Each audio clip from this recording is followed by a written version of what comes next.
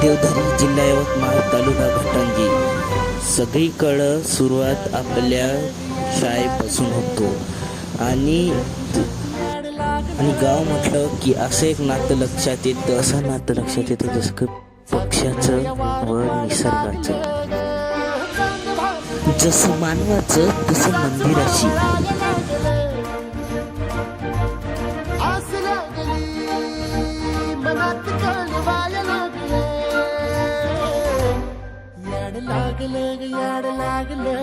जसं शेतकऱ्याचं त्याच्या शेतीशी. सर्व आपल्या आपल्या जमिनीशी जुडलेले आहात.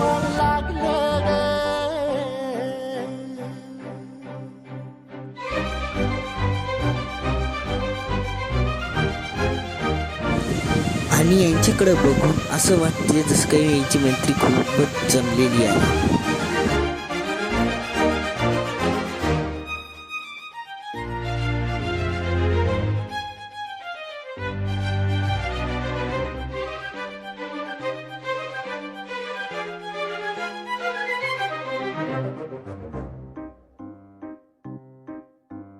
सांग मन बोल मन मन झुरतया दुरून पळतया कळतया वळतय माग फिरून सजलं ग धजलं ग.